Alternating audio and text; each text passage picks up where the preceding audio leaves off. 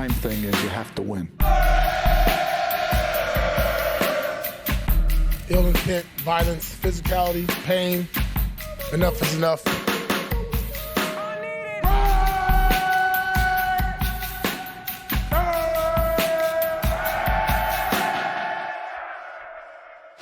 All right, welcome back to the Just Win podcast. We are going to preview the Broncos game with Romi Bean. She has her claws in everything Colorado sports. She's an anchor at CBS Colorado, and she also hosts the weekly show with Deion Sanders, Coach Prime's Playbook. So it's a great time to talk about the Broncos, and obviously Raider fans are very interested in Shedeur Sanders, and he seems interested in the Raiders as well. So we'll ask a little bit about that. How you doing today, Romy? Hi, hey man, doing great. It's a good time. We can't tell you the last time the Broncos, the Buffs, and even the CSU Rams were all in the postseason conversation in November. It's been an unbelievably long time, so it's a pretty good time right now. Yeah, the Broncos are looking good. They're at first their offense looked a little iffy, but now they're putting up points on people. The defense has been playing well all season. I think they're a much better team than they were the first time the Raiders played them, and they beat the Raiders pretty badly. But we'll get a little bit more into the game. Guys, you want to start with questions? Yeah, I'll start off. I have a question about Bo Nix. When we were there for that first game in Denver, the first half, I'm like, this guy can't throw the ball, and clearly I was wrong. He's gotten a lot better. What were your first impressions of him, and have you surprised by how good he's gotten, how quickly? Yeah, honestly, I think the progression from week 1 to week 11 or going into week 12 has been astounding. Everyone kind of went into the season on, let's see if Bo Nix has been the guy. Obviously, he's the 14th quarterback since Peyton Manning in Denver. So people kind of went in with reservations. And early in the season, it felt like, all right, maybe he's got something, but it's certainly going to take more than a year. This year is about developing Bo Nix, and that's it, And then the one thing about Bo that kind of stood out is week after week, he started to get better and better. But the New Orleans game was an interesting game. I think that was a point where people started getting concerned about the footwork, and you thought, okay, maybe this is going to take, right, a longer than we expected. And then really, though, each week he has continued to get better. You can tell that the game in the last few weeks has really started to slow down for him, and he's making some throws. You look at some of the throws he made in week 1 in the Seattle game, makes the same throw last week against the Falcons, and it is like night and day. And to make that progression so quickly, I think that is what has surprised most people, myself included. None of us thought that we would be talking in this point in the conversation where he's getting all these weekly awards. Now he's the AFC Offensive Player of the Week and putting together really incredible performances. The one thing that really stands out about Bo is what's going on between the ears. And I don't think any of us realized quite where he was maturity-wise, intelligence-wise, but just the game seems to be really slowing down for him. And I think the biggest thing, guys, is him and Sean Payton are the perfect fit. I think he was, the 6th quarterback taken, but the best fit for Sean Payton. And that's really starting to come through and shine through in recent weeks. And the way that Sean Payton is calling the game is very conducive to Bo Nix's skill set. So they're working really well together, and it's been a very pleasant surprise, but one that if anybody told you they thought he'd be playing like this 12 weeks in, they're not telling you the truth. I know last year the Broncos had a similar record around this part of the season, but it seems like the vibes are a lot more positive than they were at this time last year. Obviously, the Russell Wilson experiment didn't turn out for the Broncos, and he never really seemed to mesh well with Sean Payton. What do you think was the most important thing or adjustment that Sean Payton made from year 1 to year 2 to kind of turn things around and get people believing in things that are heading in the right direction with the Broncos? I think that is so interesting because the vibes couldn't be more different. Like this time last year in a similar situation, and it didn't feel the same. It didn't feel like that team really had the potential to make the playoffs and potentially even surprise and make a push. It feels totally different this year. And I think a lot of that is this more and more feels like Sean Payton's team. I think the whole Sean and Russ experiment was unfortunate, right? Like Russ was not Sean's guy, and that was very clear. And so it did not work, and they, didn't mesh, didn't vibe, whatever you want to call it. But I think that with Bo Nix coming in, right, this is Sean's guy, and in a lot of ways, Sean staked his legacy on Bo Nix. And so you knew he was going to do whatever he could to make Bo Nix successful. But what is happening is that Bo is so capable on his own that it's working out, I think, even better than expected. I think the other thing with this team is, and Sean Payton kept saying young and hungry can be dangerous, but this is a really young team. This is a team that a lot of people call a no-name team, right? Like, if you're not following them week in and week out like us, who on the East Coast can name 10 players on the Broncos? And I think that this team, everybody has something to prove. Everybody's trying to make a name for themselves in the league. Everybody's trying to show that they belong. And it's coming together really well, that kind of nobody knows us and we got nothing to lose, but everything to play for has been a big cornerstone of the team this year. And they've got a lot of energy around that and around kind of proving to people and showing people who they are. Yeah, I think after the Russell Wilson trade and the whole fallout from that, I think the Broncos have to be ecstatic about where they are from as a team, recovering from all those draft picks and, having to deal with a contract. And like you mentioned, they have all these young players, and the defense has made such a huge turnaround from last year. And I thought it was pretty interesting that Vance Joseph's kind of talked about how last year they kind of wanted to run this Vic Fangio type of defense, and it wasn't really him. He was trying to run somebody else's defense, and now he's running his own defense, and we're seeing the results. And they have one of the top defenses in the league without a lot of huge big name players. How has the defense gotten so much better this season? Yeah, the defense, I mean, I don't think anybody went into this season saying that the defense would be the cornerstone of a Sean Payton team, or for that matter, even of the Colorado Buffaloes team, right? But it is kind of what's happening in both places, which has been wild. But Vance Joseph, the guys they love playing for VJ. He really is a player's coach. And last year, he kind of came in being a player's coach and saying, all right, let's not make anything too complicated. And it just didn't quite mesh. And what VJ loves doing, right, is kind of dialing up some of these exotic rushes, and he lets the guys pin their earbacks and play ball. A big factor of it too, though, is when you got Pat Surtain on the field, and VJ's talked about this many times, it opens up so many things for him, because essentially you got a whole half of the field back there just locked down. And so it's really changed him being able to bring up the extra rusher and for these guys to just be really, really aggressive.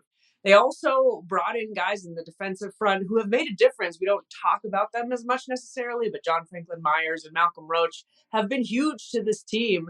And those are the guys that, again, whose names don't get mentioned as much. But that defensive front in the run defense was pretty weak last year. And so improving that has been huge. Zach Allen is playing at an all-pro level. He's a little dinged up right now, so the past couple weeks, not as much, but he has been just an absolute game changer. And then it's, going from there, it's just every single guy I talk to, they say, VJ talks to them about like, what do they want to do? What's their best skill set? And he really kind of tunes the game plan to his players. He doesn't make them fit into his game plan, right? He really does. It's always that typical, right? Like, are you going to make the player fit the system or fit to the player? And he really does fit to the players and the talent that he has. And it's been fun to watch them succeed.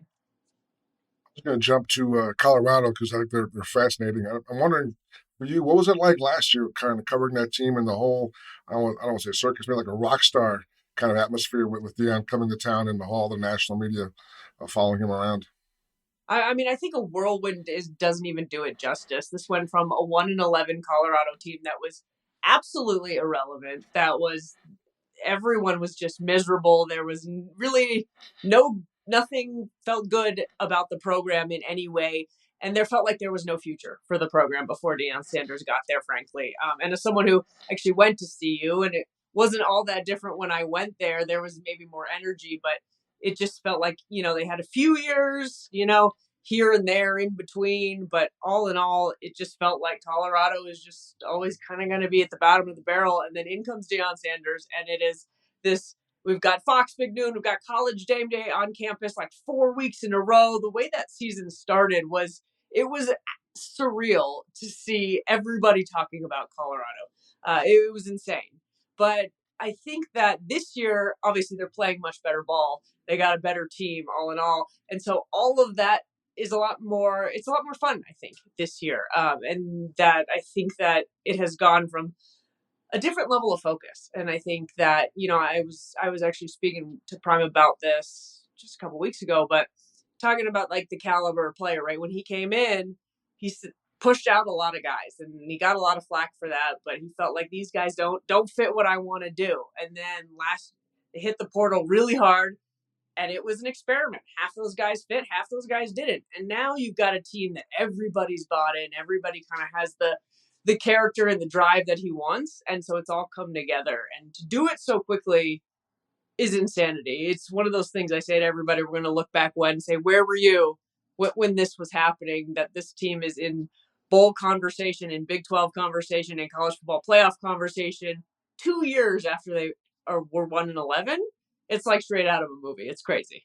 And Shedeur Sanders is one of the stars of that show, obviously. And I mean, he's been somebody who's been productive everywhere he's been. He started at Jackson State, and obviously he's done the same at Colorado. But it seems like there's been this kind of national skepticism surrounding him and how good he really is. How would you quantify how good he's been at Colorado and kind of how he projects at the next level? Because I know he's made it very clear he's about to head into the draft.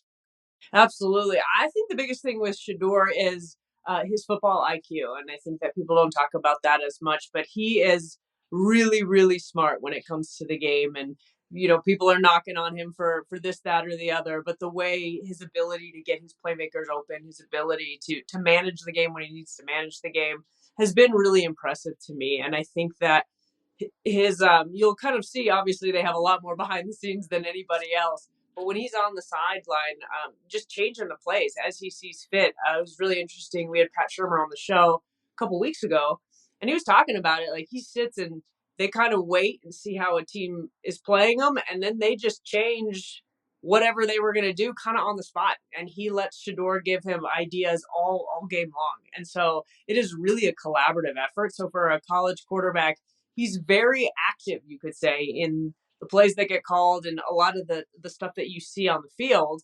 Whereas, sometimes that's not necessarily always the case for college quarterbacks. So I think he's very smart. He's very football smart. I think that kind of gets minimized. And also his leadership, which I think is important, right? He really does push his players. He does try and get all of his teammates involved, but he's a true leader. And he's great after every game. He stands tall about what he says, and he's a guy who takes a lot of criticism, right?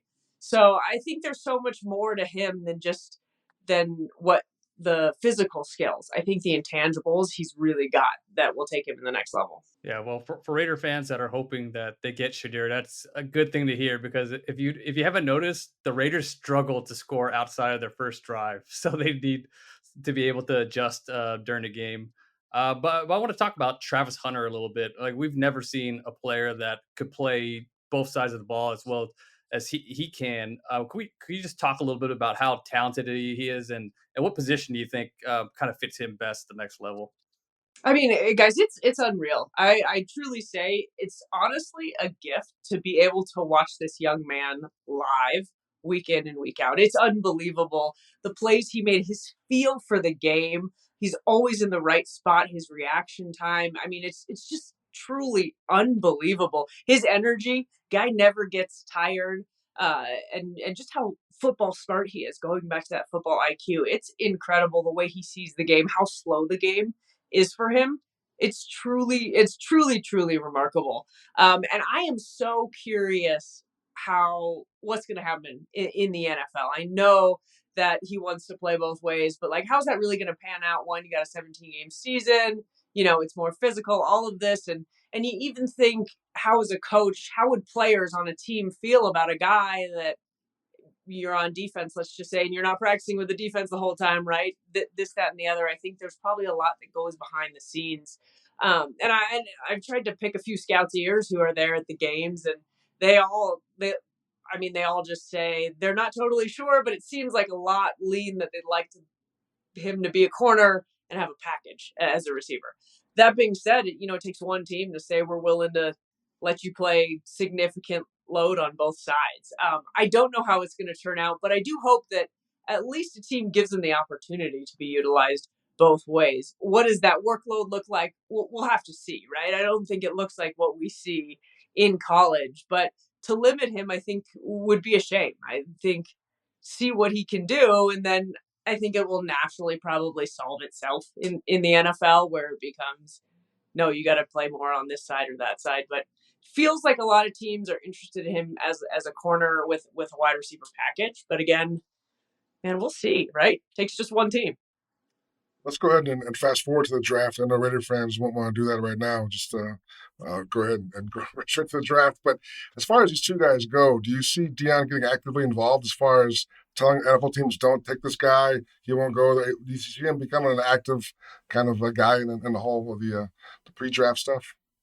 Yeah, I think that's going to be interesting. I mean, he said as much, right? He said he will be having those conversations behind closed doors. And so I think it'll be interesting because it is a different dynamic. You look at like an Eli Manning situation, like everything has to work out. The other team's got to have a quarterback, right? That we can make this happen. So um, I, I, I just the business side of it, I don't know how that like pans out really, right? Like, are there teams that are really going to tap out because it's clear that Shedeur or Travis doesn't want to play there, or are they going to be like, too bad, right? We drafted you, you got to play. But I mean, Deion's made it pretty clear that he's going to be active behind closed doors in having those conversations. So I think it's going to be interesting. I think it'll be dramatic for sure, potentially. But I'm curious to see how that pans out. I feel like I don't know how much influence you could or couldn't have necessarily at the end of the day. If a team really wants you, if you don't want to go there, they might take you anyway and say too bad. I know there's been a lot of speculation about Dion's future as well. I mean, we've seen a few reports saying, what if he's going to be a package deal with Shedeur and whatever team wants to draft Shedeur has to hire him the head coach. But I know like Colorado today, landed the number one quarterback recruit next Mhm. year's recruiting cycle. Is it something that's realistic that Dion could potentially leave Colorado, or does it seem more likely that he's back at head coach next season? Yeah, I mean, I think getting Juju was a big deal. Absolutely. I think a lot definitely hinged on that. And I think I think right now he's going to stay. But that being said, like money talks, right? And he's a businessman. And I think Prime is smart to let this carry on because if Jerry Jones and Mark Davis are going to shell out NFL money, what are you going to say no to 15 mil a year, right? With your son.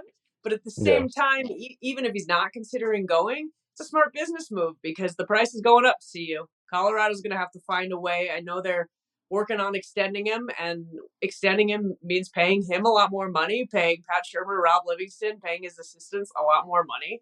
And so, the price, you get Juju, the price continues to go up. Every game you win, the price goes up. So CU typically has, I mean, when they hired him at the first time, they didn't have the money, right? Rick George, first thing he said, we don't have the money, but we'll find the money.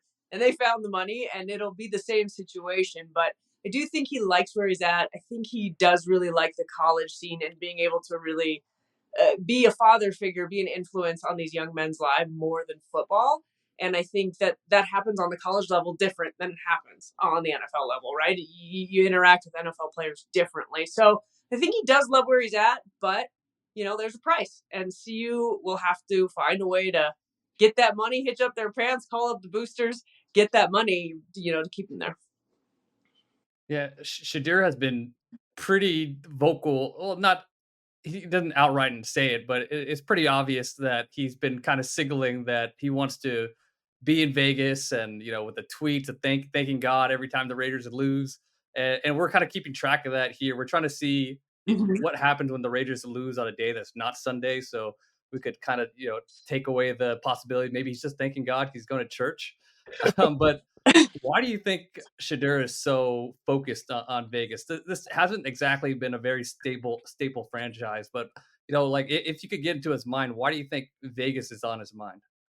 Yeah, it's so interesting because I like nobody's had the chance to ask him about that yet. Usually, right? Like post game's not necessarily the right situation to ask him about the tweets, but they do tend to happen like right after the Raiders lost too. I guess there's a bunch of other teams playing in that time slot as well, but I think that with Shador, he's very confident in his abilities, and I think there might be a piece of him, much like when Prime came to Colorado, and same thing as when he came to Jackson State, he came in many ways to resurrect a dead program and to, in a lot of ways, be kind of the hero. And I think that Shador feels like he could do the same for an NFL team. And there's and I also think that with the Raiders, even though the Raiders have struggled, a lot in recent years, they still have kind of like this aura about them, right? Like it's the Raiders, right? And so I think that I don't know necessarily what it is. Unfortunately, I haven't really had a chance to pick his brain about it. But I think there's some swag to the Raiders, that as well. And I think the opportunity to come in a franchise that has been really a cornerstone of the NFL in good years and bad, a chance to be the franchise quarterback of a franchise like that and lift them up and bring them back up, to contending is something that's very appealing to a guy like Shedeur, who is very confident in his ability and what he can do. And of course, now there's the Tom Brady connection, and there's no doubt they do have a connection as well. And I think that kind of makes a difference as well. Sure, Yeah. people watching are wondering about your NFL blitz machine in the back there. Are you hosting parties? Are you quite good, or what's the skill level right now?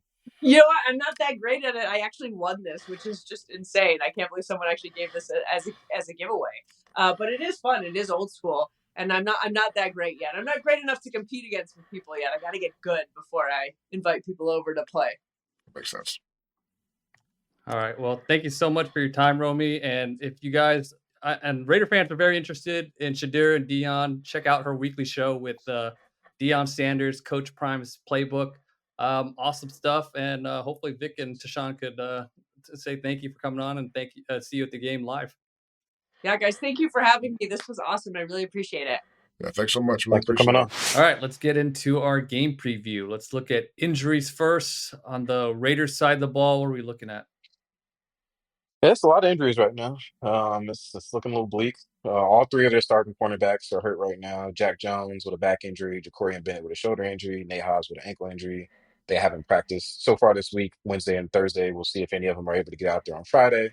But they could be relying on three backup quarterbacks. Again, we saw them down to that lineup at the end of the Dolphins game with Darnay Holmes at nickel, and DeCameron Richardson and Sam Webb at outside cornerback. And if those three guys can't go, that's who's going to, start against the Broncos. And so they had some pretty costly breakdowns late in that game against the Dolphins. We'll see if they're able to make some improvements now that they have more of a full week of practice to prepare.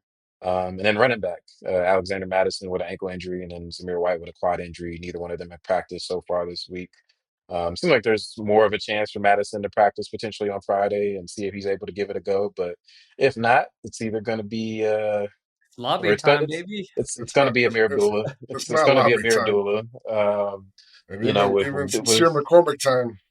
Yeah, with Dylan Lobby and Sincere McCormick coming off the bench. So he is active though, right? Dylan Lobby. He hasn't been recently, but I think he would be.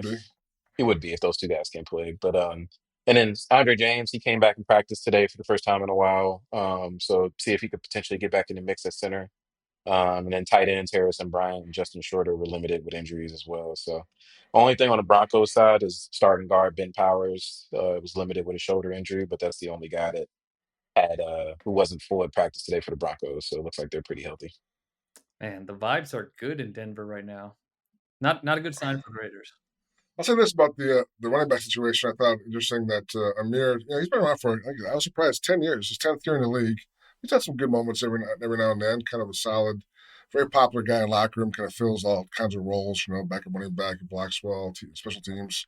And he was talking in the locker room yesterday, and he was saying very clearly that he thinks he's the best running back in the room, regardless. So he thinks he looks forward to a chance to prove that. So, and again, that's not this year. It's not a high bar, but still, I like the confidence, and maybe he gets a shot. But I do think Madison, like Tashan said, I think he's trying. I think he's working hard to get there, and I think he might make it back in time for the game Sunday. But we'll see. I remember a time when Amir Abdullah was a young, promising back for the Detroit Lions. Like, who is this guy? He has a little pop in him, and now it's a 10-year vet.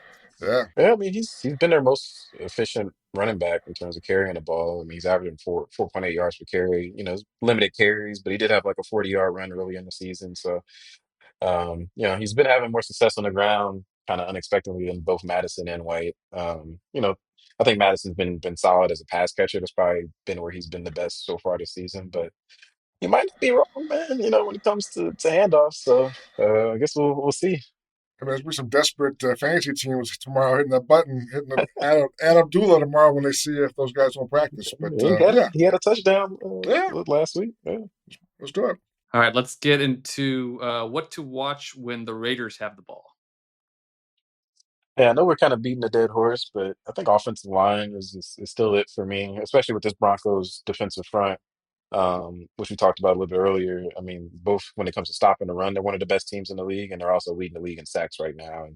And last time they had their way with this Raiders offensive line, this is a different looking unit at this point. Obviously, the Raiders have had a lot of shuffling up front, and we'll see if Andre James is able to be back. But whoever's starting for them, just seeing if they're able to hold their own, make this offense more balanced. I know that both Antonio Pierce and Scott Turner have said that they didn't want to throw the ball as much as they did last week. I remember, can't remember exactly, but I know Gardner Minshew threw the ball over 40 times against the Dolphins, and that's not what they're looking for. And so, seeing if this offensive line can finally put it all together, get things going on the ground, and keep Minshew upright when he drops back to pass, I think that's really going to be the key to if this offense is going to have any success.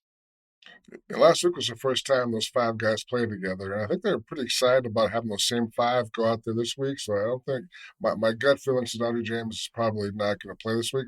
And we'll see, but I think they want to give these guys a shot to kind of build some continuity. I think Joe Philbin, we sat down and talked to him on Tuesday. A story comes out tomorrow, just about how his approach. He's got definitely down, a fundamental guy, kind of. He has a slower process than I think the last guy did. Is kind of get these guys, make sure they know where they're going. And as far as the running backs working together, as far as finding a landmark to hit, seeing where the defender is, letting the running back kind of adjust at that point. So I think they're it sounds good in theory. I think he thinks that these guys playing together for a second week will definitely help them get to the next step. So I think if these guys can play okay or better this week, that might be the five going forward the rest of the year. Yeah, I'm going to watch out for how Scott Turner calls this game. I thought he did a really good job. I reviewed the game, and there wasn't any run pass sequences like when he's trying to force a run. Obviously, the run wasn't going, and he kind of abandoned it. I mean, they got their most production off of those fly sweeps, and I thought they were pretty well designed. So that's one good sign. The second good sign is they found ways to get Brock Bowers the ball. Um, Lindsey Rhodes tweeted this stat. Brock Bowers led the league in first read target, which means that um, Turner was doing a good job of just designing plays in which Bowers would be the first read. So he kind of it shows he kind of he kind of knows what the defense is going to do, and he puts Bowers in a place where Minshew would look to him first. And a good example of that was a 3rd and 9 play when Brock Bowers lined up in the backfield. They ran a play called wheel mesh, and a wheel mesh, the wheel is the first read, and usually it's a running back running it, but they put Bowers in. He ran the wheel. He got the ball on 3rd and 9, and he got the first down. So two good signs. Didn't force a run and found ways to get the ball to his best player. So we'll see how that continues. Obviously, there's going to be teams that really focus on taking away Bowers. I thought the Dolphins were kind of they weren't they weren't very purposeful in trying to do it. They didn't put Jalen Ramsey on him. They didn't really double cover him. So there's going to be a team that does that. Maybe the Broncos do that. How will Turner respond, and how will he adapt to that? And I thought they were just a little bit more efficient moving the ball off of the script, which has been a problem. So we'll see if Turner can continue improving the offense. One thing I didn't like them moving into a gap scheme run game. I know fans probably are clamoring for that because the outside zone wasn't really working, but this isn't a powerful line. Like they're not, except for Jackson Powers Johnson. This isn't a line that has a lot of size that can be good in a primary gap scheme run. I think even though the outside zone wasn't working, let's see how it works when you actually get five of the same guys together and build some chemistry. But they're going in a different direction. Maybe they go back to it, but I just don't think this line is built for that kind of run game. I think they're still going to do some outside zone. So I just think that game last week, we talked to Scott Turner today, and he mentioned they were trying to get Zamir White going and get those 4 carries early. He got nothing. He said the Dolphins were giving them some unscouted looks. They were getting looks they weren't ready for. So that was kind of too much traffic up front. So I think and that's why he said they went away from the run because it wasn't working. But ideally, he wants to run the ball. I mean, clearly, that's so is Antonio Pierce. It's kind of a thing all year long. So I do suspect whoever's the running back will get a chance to kind of again establish their run before they give up on it. And and talking to Phil, but I think it will be mostly outside zone still. Just I think they're trying something different. Maybe like if it wasn't working, try this. But I think their bread and butter will still be the outside zone. All right. So Vic Tafer is recommending you fantasy football players pick up Amir Abdullah. That's not what I said. I'm being misquoted on my own podcast. All right. What are we watching when the Broncos have the ball? Bo Nix is incredible. I was wrong. He's the best quarterback in the league. Rookie of the year. I can't believe how wrong I was. Hey, my hot take is Bo Nix will challenge for Rookie of the Year by the end of the year. I don't think it's a hot take at this point. I think That's a hot take. It's a hot take a month ago. it's only being discussed by everybody in the league right A now. numbers thing. He might have really good numbers towards the end of the year where Jaden Yeah. Daniels' numbers might fall off a little bit. That is the It's worst possible. that is the worst hot take ever. It's not, People are already saying it on national television, and it's a cold take. Anyway, poor Brock Bowers kicking over 11 rookie. Brock Bowers set a nice I record. mean, he should. Brock He's not Bowers been should be the mentioned. Rookie of the Year. He's not even mentioned. Because Like, tight end's a very hard position to play well in as a rookie, and he's not only excelling, he's like near the top, if not the top already. So, I mean, technically he should win it, but usually quarterbacks get this award, and there's been some good quarterbacks. He's got no shot, man. yeah, but I think team success also factors into it. Like both the Broncos and Commanders are most likely going to make the playoffs, while the Raiders are heading towards Shedeur Sanders, so that plays a part. But I think what I'm gonna be watching is seeing if Bo Nix is able to exploit these Raiders cornerbacks. I mean, we talked about it; they could potentially have 3 backup cornerbacks in there, and while the Broncos don't have a bunch of weapons that necessarily scare you, they do have some solid guys like Cortland Sutton that can hurt you, and I think just Nix in general has just made a lot of progress from that first matchup where while the Broncos scored a lot of points, I don't know that he was particularly great in that game. But he's been cooking as of late, and I think that could continue against his secondary, given how short-handed they are. I think I'm curious about this the front line for the Raiders. I think they haven't had a lot of success recently. I think they've been getting run on and not getting a lot of pressure. Max Crosby, no sacks last 3 games. Like he only had 1 tackle for loss last week. Didn't touch the quarterback last week. So I think that's a guy he puts a lot of pressure on himself. I think, but clearly the front line needs to play better. Both run defense and pass defense to give them even a chance to win. Without those guys playing well, they got no shot. And I think so I'm watching the front line. Yeah, I think the Raiders are going to end up blitzing the Broncos a lot. And last week they got burned because the miscommunications in a secondary. But I mean, this week they at least have a good idea of who's going to play, and those backups are getting practice time. So hopefully those miscommunications get cut down a little bit. But I think they don't want to sit back and just let Bo Nix kind of pick them apart underneath and throw all those short passes and things like that. I think they want to heat him up and put some pressure on him. And they've kind of struggled without Christian Wilkins to just get pressure with the 4-man rush with Max Crosby getting doubled and triple teamed. So I think you want to send some slot pressure against Bo Nix because he's having a lot of success on those rollout plays and bootlegs and that sort of deal. And if you're sending some slot pressure at him, sometimes you could get lucky and catch him on a bootleg with a nickel right in his face. But in order to do that, you're going to have a good communication on the back end. And also, they have to be able to tackle because, the Broncos are getting tons of yards on these little screens and bubbles and things like that. And yeah, I mean, Bo Nix is having success and he has thrown some good downfield passes, but his average depth of target isn't very high. He's throwing the ball short and these guys are creating plays. So you're going to have to be very good at tackling on the back end. All right, matchups of the game. What are we looking for? Yeah, for me, I don't think he's going to guard him necessarily the whole game. I think Pat Surtain versus Brock Bowers, whenever they are matched up, I think that's probably going to be the most entertaining matchup in this game. I think it was the last interception Aiden O'Connell threw. I think that was Surtain against Bowers when he kind of tipped it up in the air and caught it himself. So we saw that matchup a little bit in the first one. I think Brock Bowers has made some strides since then. Obviously, he's coming off the best game of his career, and so I think that could be a pretty cool matchup to watch throughout this game. I'll go with him if Surtain is on Bowers a lot. I'll look at the other side of Jacoby Myers. Last week, he kind of had the rough assignment of getting Jalen Ramsey on him. He's kind of a non-factor. So another guy who they're counting on to make plays with Devontae gone and I think if Surtain is not covering him, there should be some chance for him to make some plays. So I think he's again, they need guys to make plays in offense. There's not much there as far as on the roster right now. So he has to be a guy who steps up and kind of asserts himself and gives him a chance to score touchdowns rather than field goals. Yeah, mine's is going to be Max Crosby against Mike McGlinchey, the Broncos' right tackle, who is a very good run blocker, but he could struggle in pass protection. So I'm sure Max Crosby is going to see his share of double teams and chips and that sort of deal. But on those one-on-ones, he's going to have to win, and I think um, in those one-on-ones, he has a pretty significant advantage over Mike McGlinchey. All right, X factors. Who are we looking at for X factors? X factors. Gardner Minshew. Sorry. Here you go with this quarterback X factors. I think I'll go with Jacoby Myers. Vic mentioned he was quiet last week, but I do think he's been solid on some of those jet sweeps, getting involved in the run game. But they finding a way for him to get more involved in the pass game as well.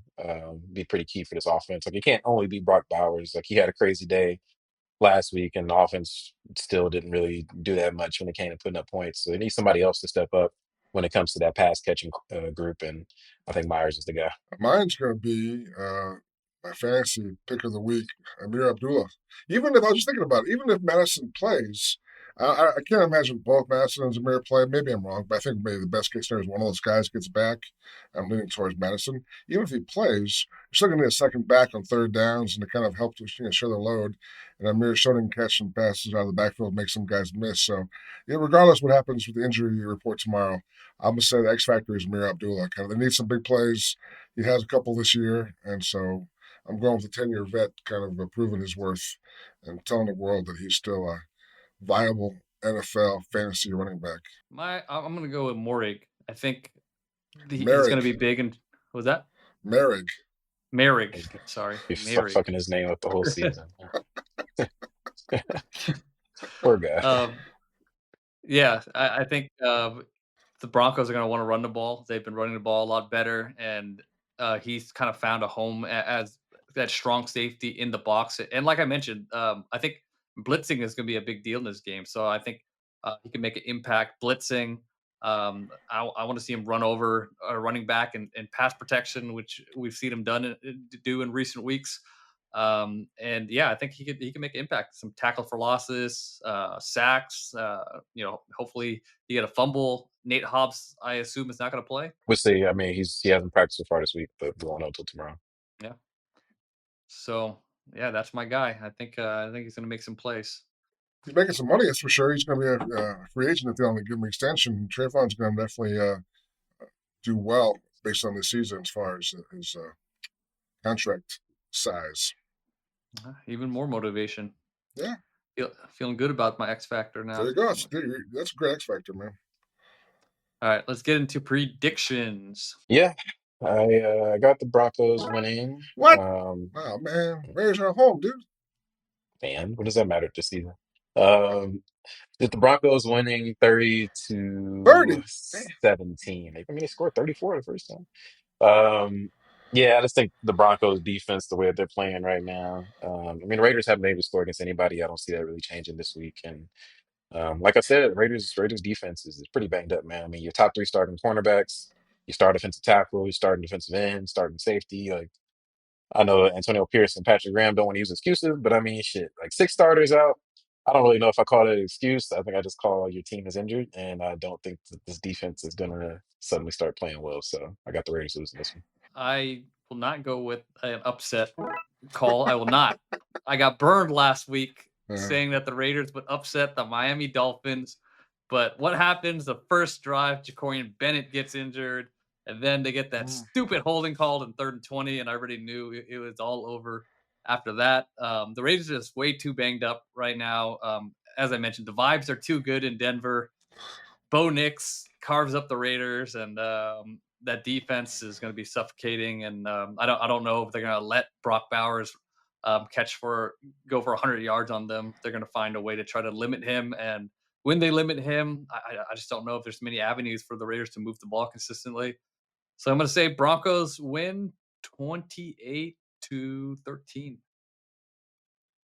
I got it Broncos 27-20. I think the Raiders will show some fight. I think they're still playing hard. I mean, I don't know that's not worth much, but it's something, I guess, for a coach who's trying to keep his job. And I think the offense, just they don't. I mean, even if they have these tweaks, they're getting a little better with the O line up front. There's still not enough talent there to really kind of make a breakthrough.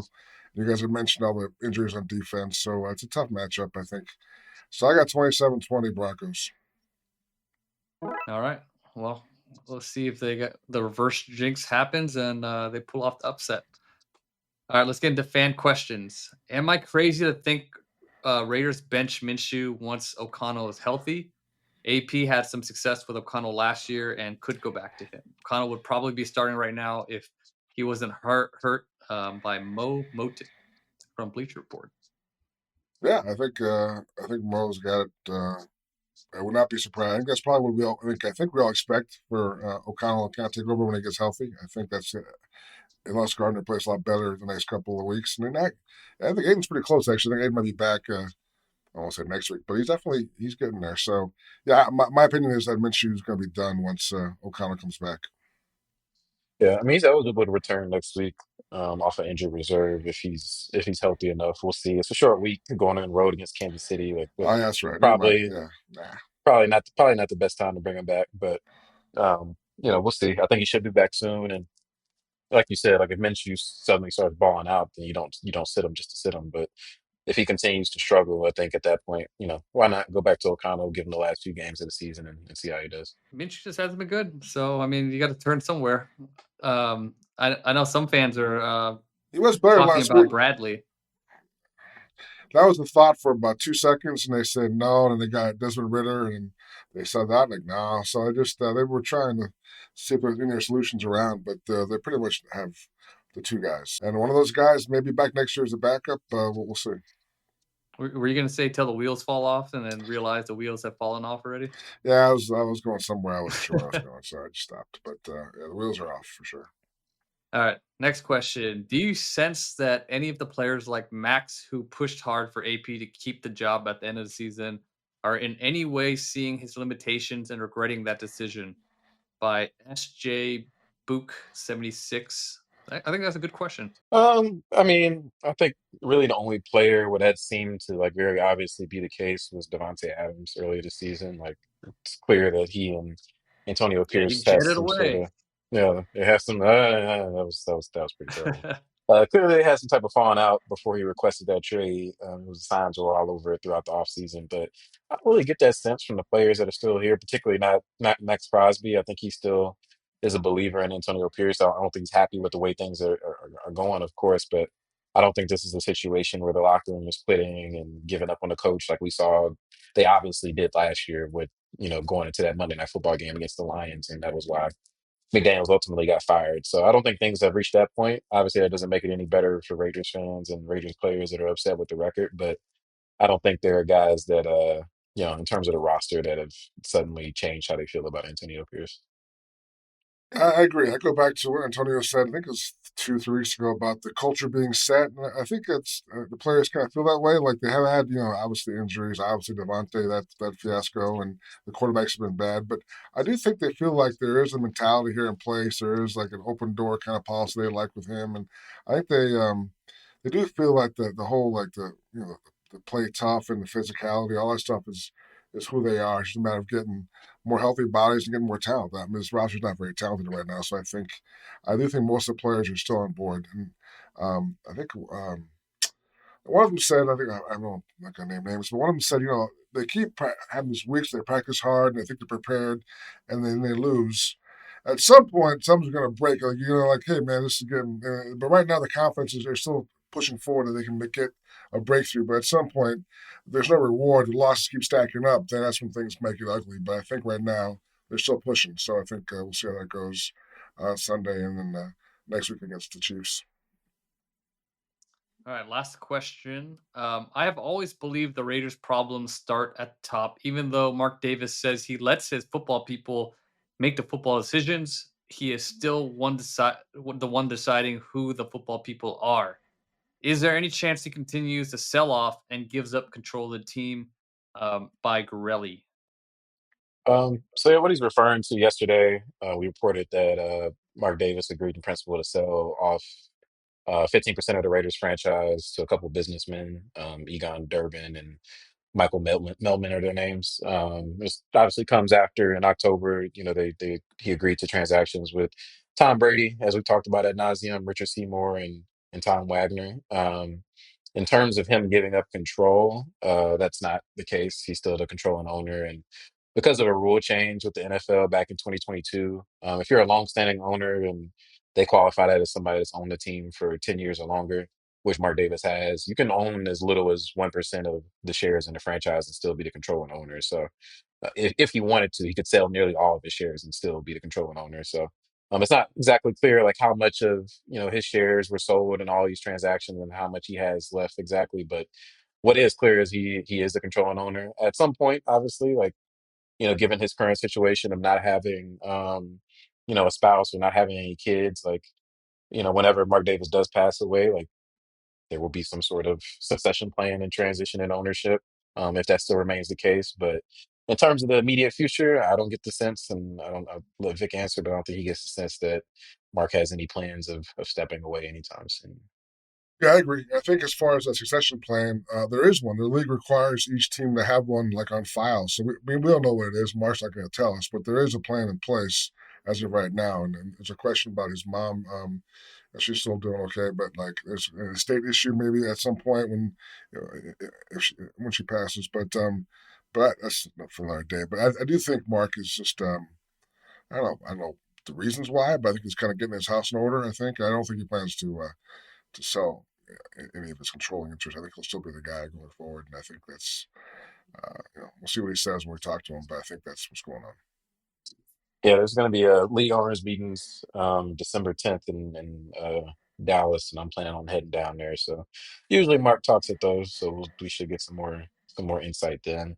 When it comes to him like making the football decisions, I mean, I think it's a fair critique, but I think it's also something Mark's been pretty candid about in the past of saying that he doesn't have his late father Al Davis's football knowledge, and that's proven to be the case. Like if he does fire Antonio Pierce, that'll be his seventh head coach he'll be hiring, since he took over as controlling owner about 15 years ago, and so it's not, your average coach is lasting like 2 seasons. Like that's obviously you're not doing a good job, but it's part of the reason why he, brought in Tom Brady apparently is to be one of those senior advisors and kind of guide him moving forward. And so we'll see if that changes in the future if they're able to figure out the right guys to lead this franchise. And I think the question with Brady is when, obviously, he'll have an advisory role, even I think immediately, but when will he take on a bigger role? That's up in the air. I think he wants to still be broadcasting for the most part. So I think Mark's patient, and I think Tom will be more involved at some point, but it could be 2 years, could be 4 years, who knows? But I do think Brady still wants to keep doing broadcasting, which would I think impact having too much of a large role anytime soon.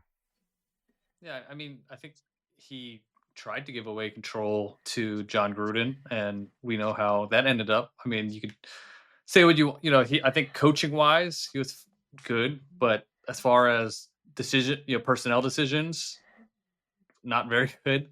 And then you move on to the whole Ziegler and Josh McDaniels era, and obviously that didn't work out very well. And now he has Tom Telesco in charge as general manager, and he's bringing in Tom Brady into the fold. So you certainly can't accuse him of not trying because he is trying different things, and we'll see how this latest venture with Tom Brady works out and how much of an impact he makes. But we won't really know how those things will shake out until decisions are made and we get into the off season. So we'll see. I think part of the problem is he's been a little too reactionary in the past. I think that's going to be a problem this year because Antonio's having a bad year. Do you look at the big picture and look at down the road, or do you lose patience and pull the plug now? So I think it's a constant struggle for Mark as far as when to be urgent and when to kind of have some patience. I think it's not worked out well for him in the past those choices. So I think he's trying to make the right choice again, and we'll see what he decides.